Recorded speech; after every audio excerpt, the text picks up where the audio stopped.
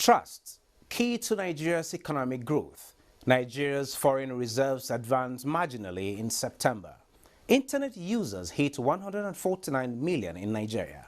Plus, oil prices claw back 2% after upbeat signals from Trump doctors. Details of this and more on Business Express, reaching you from Abuja, Nigeria's capital. I am Benny Adams.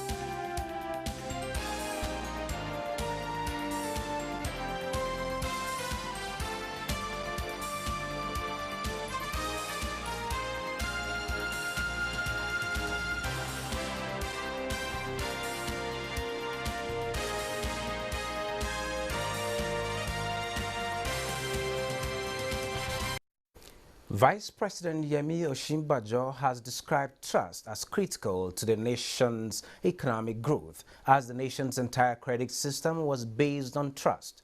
The Vice President, in a statement signed by his Senior Special Assistant on Media and Publicity, Laolu Akande, noted that before credit facility can be extended to a customer, there must be trust that he or she will repay. He added that citizens will not pay taxes if they do not have the trust that government will not embezzle it.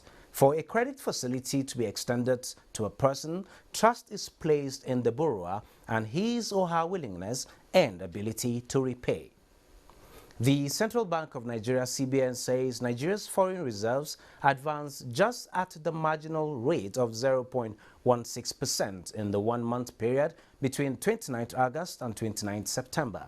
The reserves, whose balance stood at $35.665 billion as of 29th August, edged up to $35.724 billion by 29th September.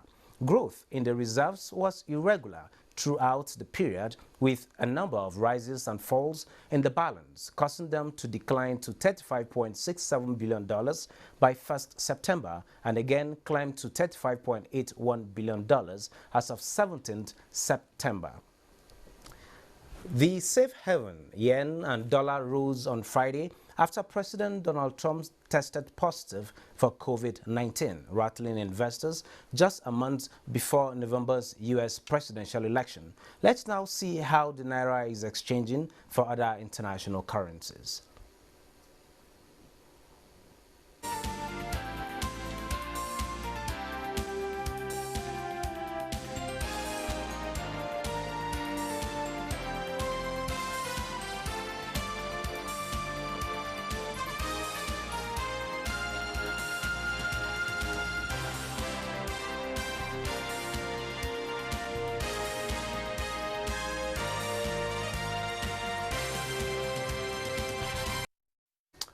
The Nigerian Communications Commission, NCC, says internet users stand at 149.8 million. Executive Vice Chairman NCC, Professor Umar Garba Dambata, who stated this, said the increase in digital financial transactions for e-commerce activities calls for greater responsibility on the part of individuals and corporate internet users to protect themselves against cyber crimes. He added that cybersecurity should be the responsibility of everyone, considering the volume of online activities and transactions in the country, and enjoins Nigerians to be vigilant and cybersecurity conscious as internet users keep increasing. Oil prices rose about 2% on Monday, lifted by comments from doctors for U.S. President Donald Trump suggesting he could be discharged from the hospital as soon as Monday, just a few days after his positive test for COVID-19 sparked widespread alarm. Trump's health update eased political uncertainty in global markets, pushing Brent up to $39.96 a barrel, gaining 69 cents. U.S. West Texas Intermediate crude was at $37.81 a barrel, up 76 cents. Prices had slumped more than 4 on Friday amid uncertainty surrounding Trump's health, adding to concern that rising coronavirus case numbers that could dampen global economic recovery. Nigeria's population was about 46 million as at 1960, when the country got her independence from the British colonial masters. Demand and supply of food to feed the population were stable, while the economy was growing fast with the profits from the export of cash crops. What is the situation 60 years after? In this report, Musa Baba Aliu takes a look at policies and programs of Nigeria at 60. Historians and economists are of the view that Nigeria's agricultural potential, water bodies and solid minerals were the major factors that attracted the attention of colonial masters to what today is known as Nigeria. Rail, seaport and road infrastructure were established to ease movement of crops out of the country.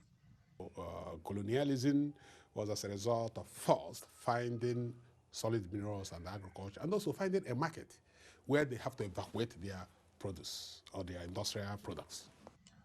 These infrastructures and other programs created by the colonial masters were handed over to Nigeria when the country got her independence in 1960.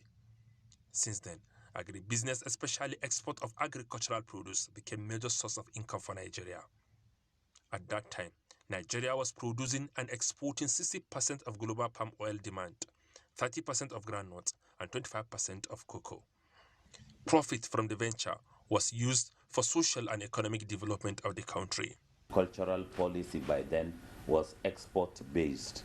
Export-based in the fact that all the crops we're doing were actually for export purposes. Groundnuts, our cowpea, hides and skin, oil palm, etc.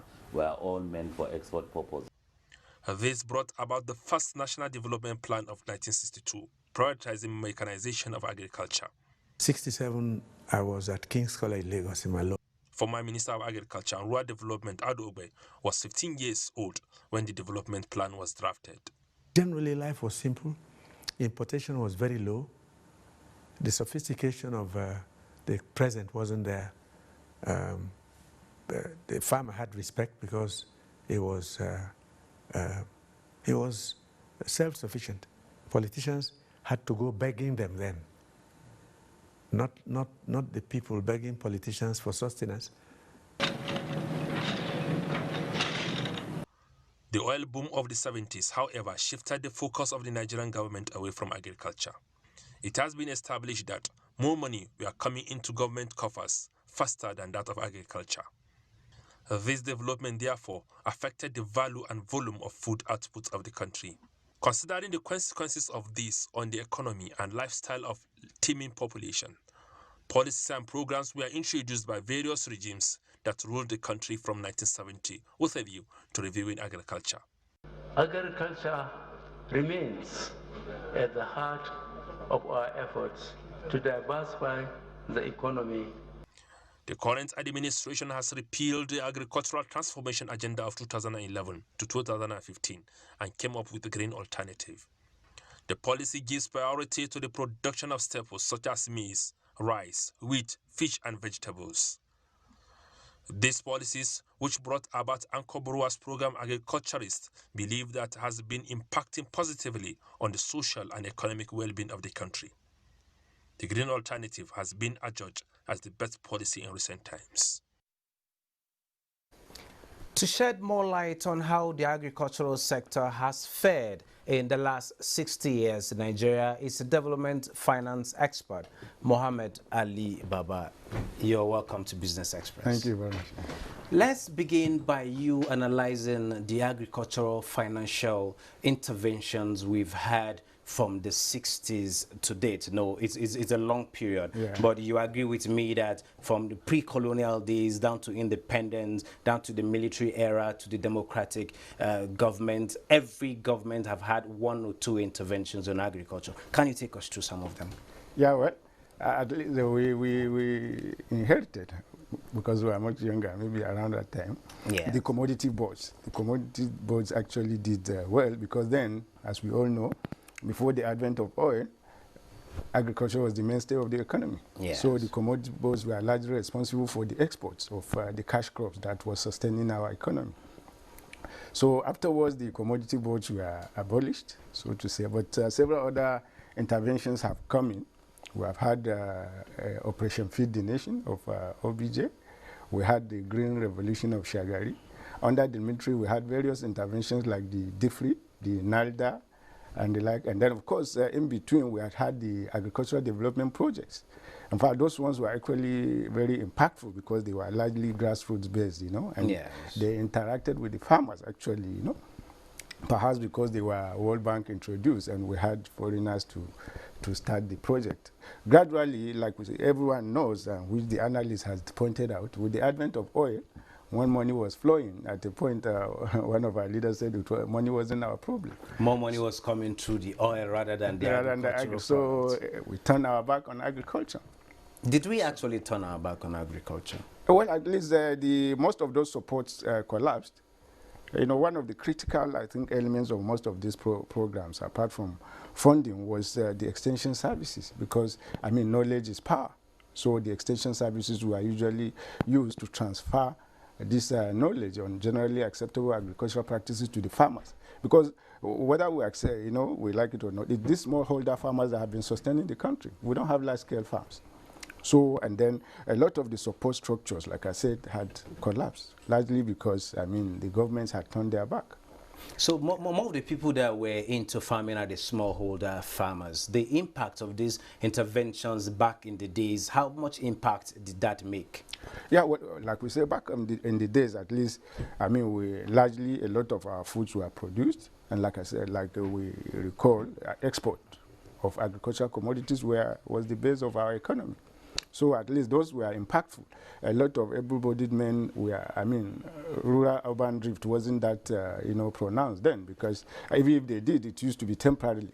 You know, in Hausa, you have Chirani, when people only live during the dry season, because then the irrigation schemes weren't well developed. So they go out because the rains was the only source of water for their, you know, agriculture. Activities. Yeah. But so they were largely impactful, but gradually, you know, the youth, with the advent of cheap money, not just to the government, even various sources of contracts were, you know, flowing left, right, and center. So, and you had urban growth, where hard labor was required. So those that were living in the rural areas had some things to do then. How about recent interventions, talking about in the past 5 years or 6 years? Yeah. I think one of the most impactful largely was the Anchor Grower program. It's highly celebrated, especially in the aspect of rice, you know.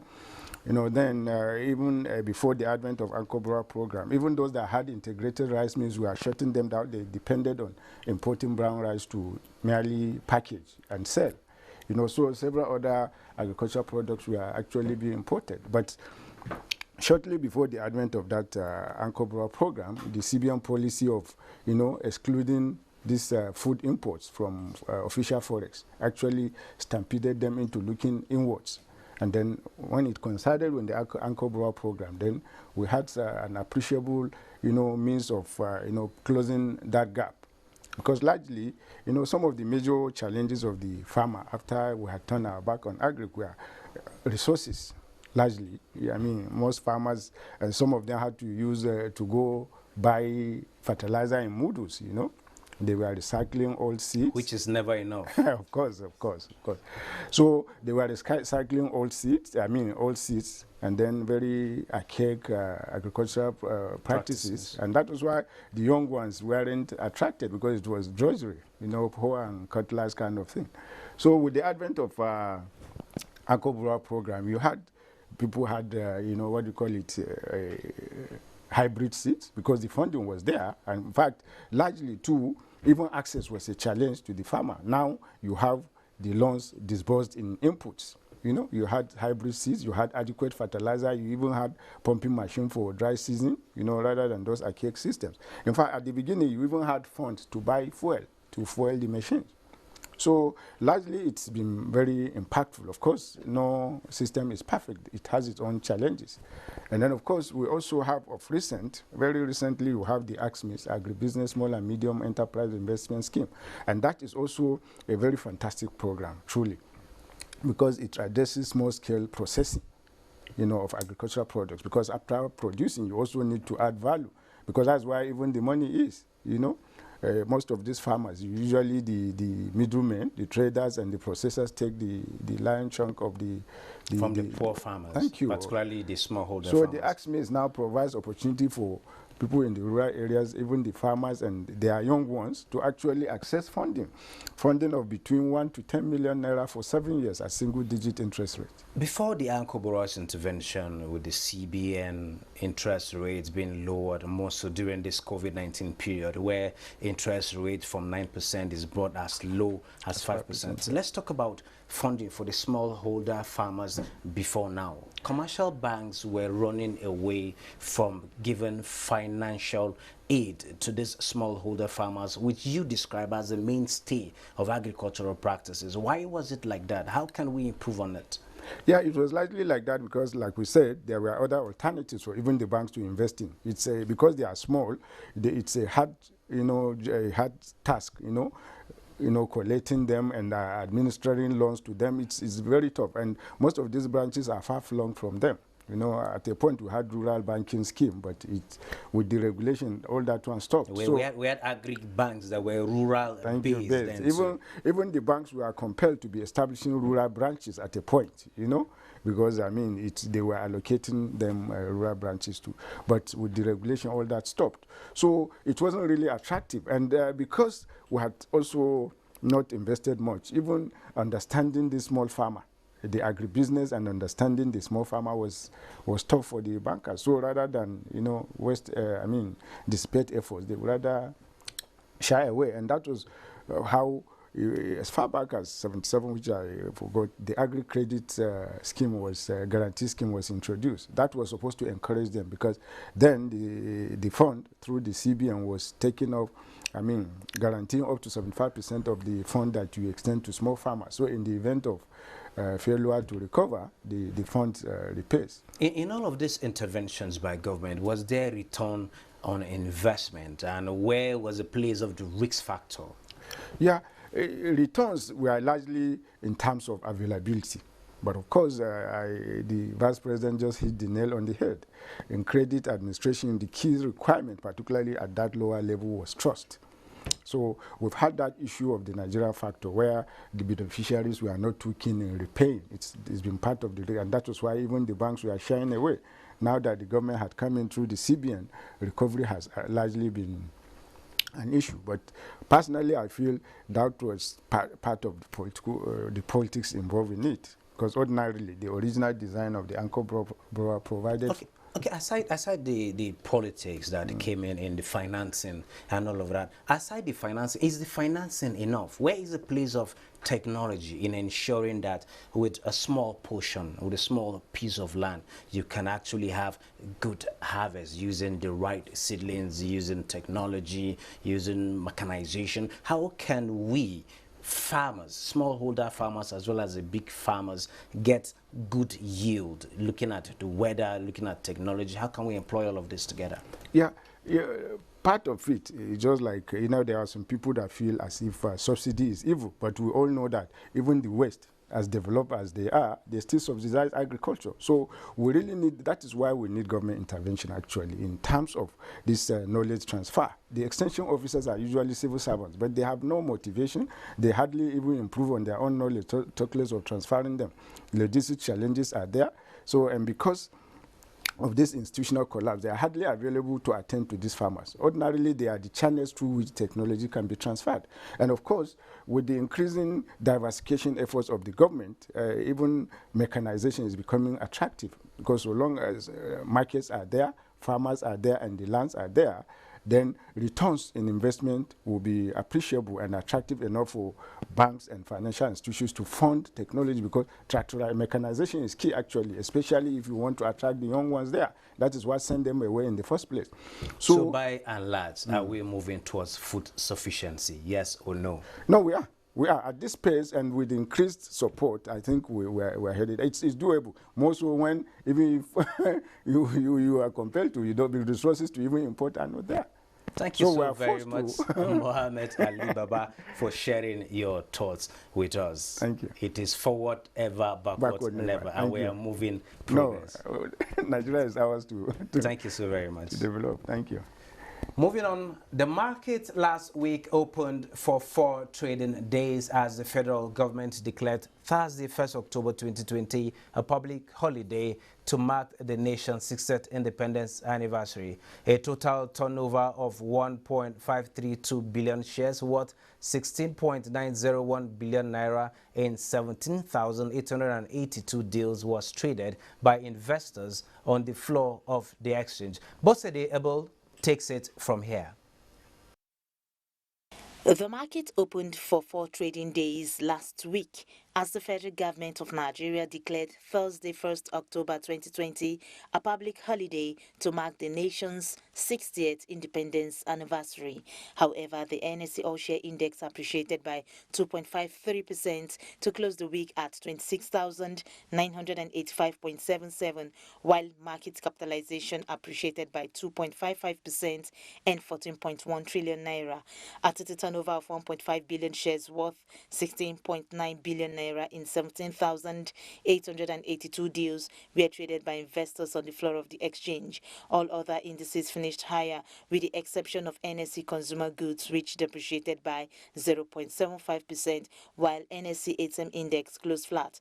The financial services industry led the activity chart with 1.2 billion shares valued at 10.5 billion naira, traded in 10,046 deals. The conglomerate industry followed with 62.3 million shares worth 89.2 million naira in 453 deals. The third place was the industrial goods industry. The top 3 equities were Zenith Bank, Sterling Bank and United Bank for Africa. They jointly accounted for 815.6 million shares worth 7.3 billion naira in 4,461 deals. A total of 192,781 units of exchange traded products, ETPs, valued at 1.5 billion naira were traded in 24 deals, while 103,480 units of federal government bonds valued at 123 naira 507 million naira were traded in 24 deals. For the summary of price changes, 36 equities appreciated in price in the week, 15 equities depreciated in price, while 112 equities remained unchanged. Bosede Abel for Business Express. And on the capital market, transactions at the close of Monday trading on the floor of the Nigerian Stock Exchange ended in positive territory. The NSE All-Share Index rose by 2.11% to close at 27,554.56 basis points as traders exchanged 603.9 million shares valued at 7.4 billion naira in 5,984 deals. Market capitalization stood at 14.4 trillion naira. Zenith Bank traded a shopping 204.4 million shares to lead activities and was trailed by a distant Sterling Bank and UBA. Stocks in Asia Pacific traded higher Monday morning as investors watched for developments on U.S. President Donald Trump's health after he tested positive for the coronavirus last week. Over to Bosede Abel for details. When Prices slumped as much as more than 3%, which also affected other global stocks last week after the U.S. President Donald Trump tested positive to COVID-19. This news made investors to continue to watch for development on the U.S. president's health. However, the improving health of the president saw a positive change in early trading of Monday, 5th October, as European stocks advanced following their counterparts in the U.S. and Asia Pacific higher as political uncertainty following Trump's COVID-19 diagnosis. The latest development also influenced Africa's stocks, with Nairobi's all-share, South Africa's JSE Africa Top 40 and Tunisia's Tunidex posting gains. Ghana's GSE Composite marginally positive, while Namibia's overall index was negative. Bosside Able, Business Express. This is where we end this edition of Business Express. We value your feedback, so keep the comments, observations, and suggestions coming. Be informed that all previous episodes are available on YouTube on the NTA's channel. You can also communicate with us on Twitter, and the handle is NTA News Now. Don't forget to use the hashtag #It'sBizX. Be safe out there as Business Express returns Tuesday at 9:30 a.m. I am Benny Adam saying, stay safe.